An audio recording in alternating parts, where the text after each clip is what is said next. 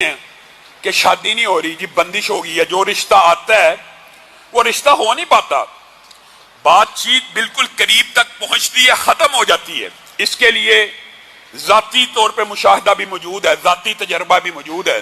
ربی انی لما انزلت الی من خیر فقیر، سورۃ قصص آیت نمبر 24۔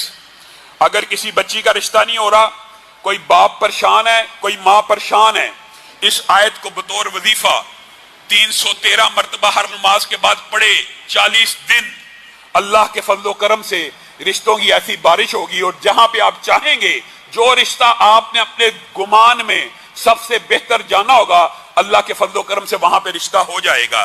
یہ آیت اس بارے میں رشتے کے حوالے سے اہم کیوں ہے، یہ بھی مفسرین اور محدثین نے بیان کیا ہے کہ مدین کی گھاٹی کے اوپر جب حضرت موسیٰ گئے تھے تو وہاں پہ دیکھا، آپ نے پورا مشہور واقعہ سنا ہوا ہے، دو لڑکیاں آئیں، آپ کو سارا واقعہ پڑھا، انہوں نے ان کے لیے ڈول سے پانی نکال دیا۔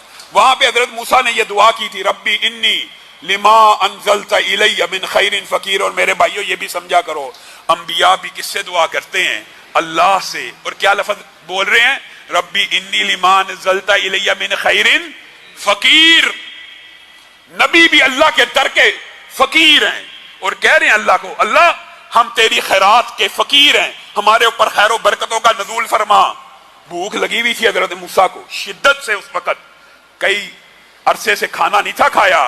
اللہ تعالیٰ نے اس دعا کو اس طرح قبولیت بخشی کہ کھانے کا انتظام نہ کیا بلکہ کھانا پکانے والی کا بھی انتظام کر دیا اور شادی بھی کر دی۔ اس لیے یہ آیت جن کے گھر میں رشتے نہیں ہوتے وہ پڑھا کریں۔